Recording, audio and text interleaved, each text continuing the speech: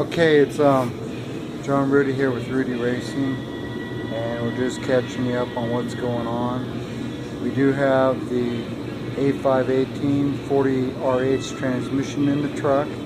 We're working on the 1992 Dodge Dakota LE 4x4. We also have a new process 231D behind that in place. And right now, we're not quite there yet, but I'm thinking about putting the engine in. We're going to start getting ready to do that next. Here's our engine.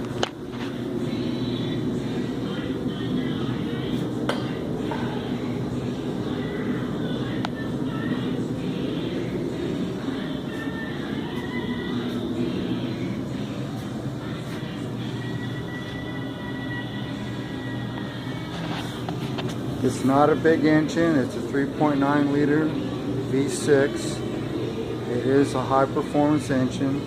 It will be capable of burning ethanol, methanol, and racing fuels.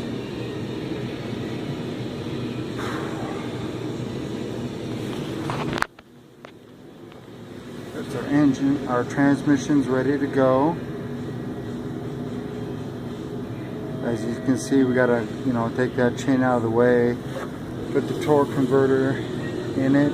Torque converter is right there. And I'm gonna put, the front drive line's got to go in. Starter go in right there.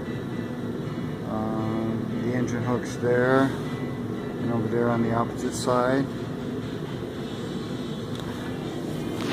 I found out from doing this, what you want to do is have those brackets in place. There's another black one that goes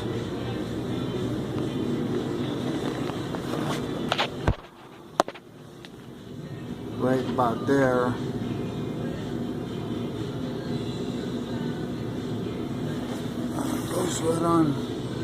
Goes right on top of the differential there. It'll actually connect to the engine from that differential.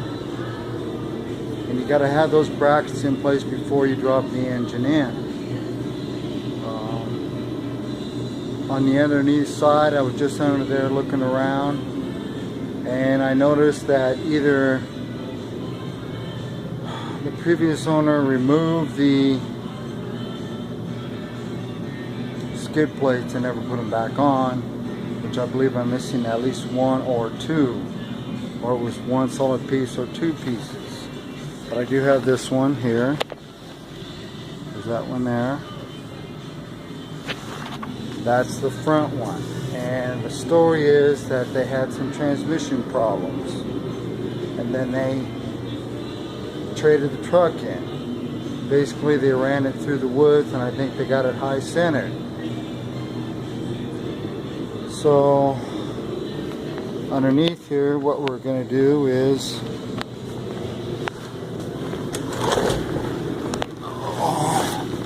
we still got a lot of work to do actually under here. Obviously the front drive line needs to go in. I got to run some wiring back all the way to the transfer case. I do have that shift linkage in, and it's working.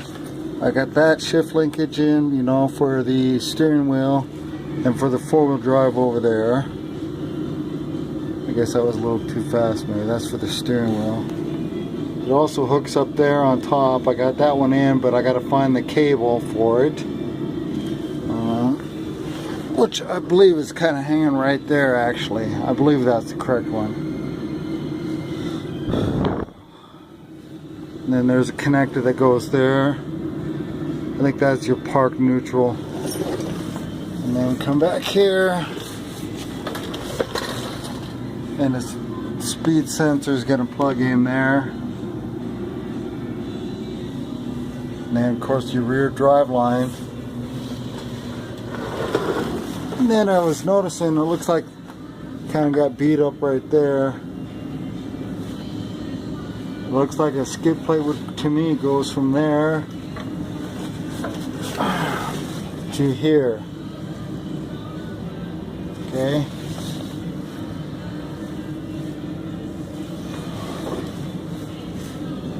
Yeah, maybe it's just one skid plate we're missing, but it looks like the skid plate for the transfer case is gone.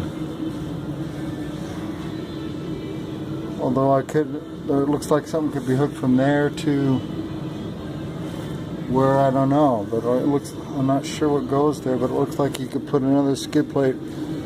Oh heck, it attaches in quite a few places. There's 4 holes for a place for something to connect right there.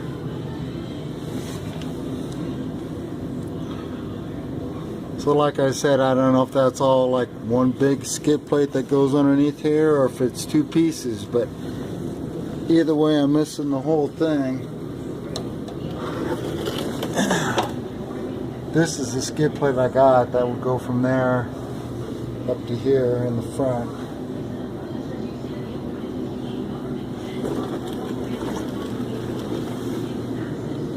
So I'm going to be doing some research on that and find out how that back skid plate works, if that's a 1-piece or 2-piece. And I'll have to make sure my linkage is all correct, maybe even after a test drive.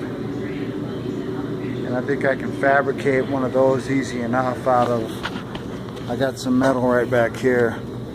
I think that's 14 gauge. I got some 18 gauge too, but that's your basic, most car bodies and truck bodies are 18 gauge, so that's what that's for. I'll probably use thicker stuff for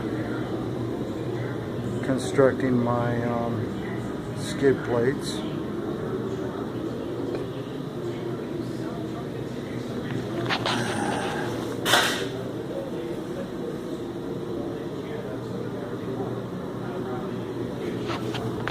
So we got a nice looking truck. It has been abused a little and then they traded it off. I guess I can't blame them, considering all the work you got to do to repair the damage. So that's what we're up to today here at Rudie Racing. Thank you very much, and I'll talk to you later. Bye.